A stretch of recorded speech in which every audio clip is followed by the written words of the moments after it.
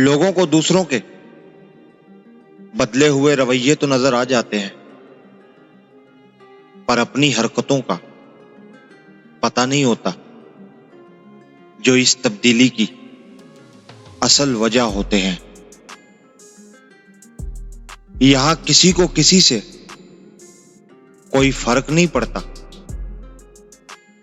लेकिन मैं हैरान इस बात पे हूं कि अदाकारियां सब कमाल की करते हैं।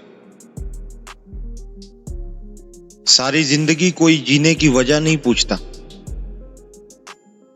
लेकिन मरने वाले दिन सब पूछते हैं कि कैसे मरा।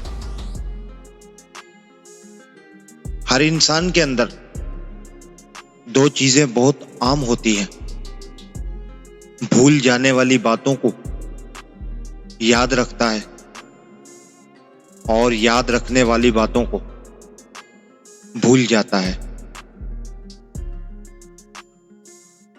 तन्हा होना ये नहीं होता कि आपके पास कोई नहीं है, तन्हा होना ये होता है कि सब आपके पास हैं, लेकिन आपका कोई नहीं है। मैंने जिंदगी से यह सबक सीखा है कि किसी के लिए किसी को मत छोड़ो, वरना जिनके लिए आप छोड़ते हो वो आपको कहीं का नहीं छोड़ते। तुम वक्त को छोटी चीज मत समझो, इसने बड़े बड़े बादशाहों के दिन पलट कर रख दिए।